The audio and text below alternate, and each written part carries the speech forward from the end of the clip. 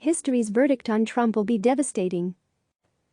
Michael D'Antonio is the author of the book Never Enough: Donald Trump and the Pursuit of Success and co-author with Peter Eisner of The Shadow President: The Truth About Mike Pence. The opinions expressed in this commentary are those of the author. View more opinion articles on CNN. In a crisis, all is revealed. After a lifetime devoted to avoiding responsibility and accountability for his lies, his deceptions, his hype, and his cruelty, President Donald Trump has met his match in the pandemic of 2020.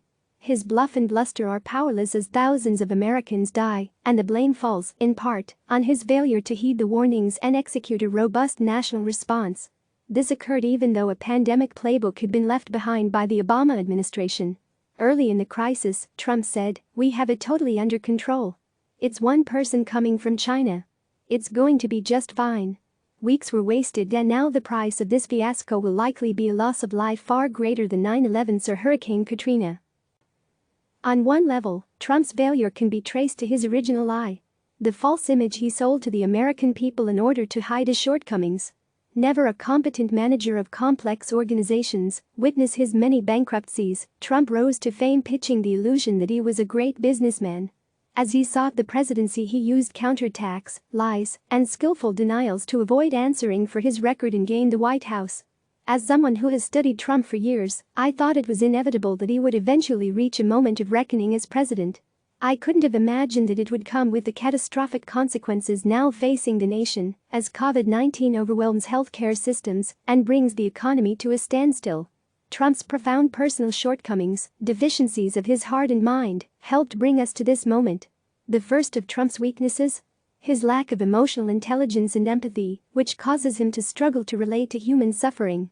The developer who made tenants miserable so they would move out, allowing him to build luxury condos, became the president who downplayed hurricane deaths in Puerto Rico and now barely speaks of those stricken and killed by the coronavirus. Instead, he obsesses over TV ratings and the economy, as if his image in the media and the ups and downs of Wall Street indices matter more than life itself. The second of Trump's deficiencies is a habit of mind that discounts expertise and elevates convenient opinions supported by cherry-picked sources of misinformation. Businessman Trump exhibited this willful ignorance when, for example, he said the scientific connection between asbestos exposure and disease was a matter of a conspiracy carried out by mobsters. Candidate Trump discounted the expertise of experts leading the war on terror. And President Trump has claimed to have extensive knowledge on a vast array of topics from forest management to drones. Trump's arrogance as a businessman and a candidate was obnoxious but not terribly dangerous. And a president, it puts America's fate into the hands of a man who is incapable of learning even from his own aides. Faced with an enemy that is literally killing people, he stayed true to form as he pushed an unproven coronavirus treatment that's still under scientific review. What do we have to lose? Trump asked, musing that people could just get prescriptions for the drug. But without clear messaging, there's plenty to lose. A man died and his wife was under critical care after the two tried to self-medicate for the novel coronavirus with chloroquine phosphate, an additive used to clean fish tanks. The wife said she heard people on TV talking about the drug chloroquine. Ignorant as he can seem, the president seems to sense that this moment will establish his reputation in perpetuity. He said as much last week when he observed that the history books will never forget America's response to the coronavirus. What he did not mention, however, is that his response to the pandemic will be examined in minute detail. It is this prospect, the prospect of accountability, that looms over him now. Until this crisis, Trump had avoided accountability with remarkable consistency. Born into astounding wealth, he avoided accountability by persuading creditors that he was too big to fail, even after he ran businesses into the ground. In politics, he deflected accountability by blaming others, especially the press and Democrats, for problems that occurred on his watch.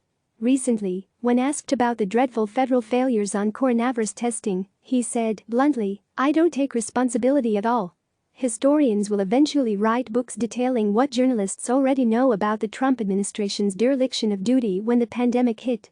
America's COVID-19 death toll now passes 2,800, and the caseload exceeds 157,200 cases, but through much of the time that the number of cases was growing, the White House offered no coherent national response to the crisis. There have been sparse moments when Trump has sounded like a leader capable of handling this crisis, like during his briefing on Sunday, in which he announced that he was extending social distancing guidelines through the end of April. But these moments don't last long before Trump back to pitting states against each other and attacking journalists who ask legitimate questions about his response to the pandemic. No federal agency is rallying healthcare workers to move to hotspots where they are needed. Instead of assertively coordinating and distributing vital equipment, the administration is letting states, hospitals, and federal agencies compete against each other. Trump even went so far as to accuse medical workers of hoarding supplies. Recently, Trump introduced a bit of personal petulance to this dynamic, suggesting that governors who aren't sufficiently deferential should be ignored by the White House. He leavened his remark by noting that Vice President Mike Pence is not following his lead. Michigan Governor Gretchen Whitmer, whom Trump singled out for criticism, reported that orders made for equipment had been canceled as suppliers favored the feds over her state. The president's complaints about not being appreciated remind us that he takes everything personally and that his personal qualities of heartlessness and intellectual dishonesty will hobble his response to our suffering. Acutely attuned to his own feelings, he's so numb to the pain of others that he avoids talking about it. If he has shed a tear or allowed his voice to tremble with grief during this pandemic, I have not observed him do it.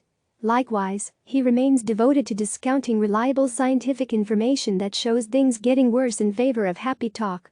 With healthcare workers reusing disposable masks and using trash bags as protective gowns, Trump considered the federal effort to supply hospitals and announced, "It's hard not to be happy with the job we're doing."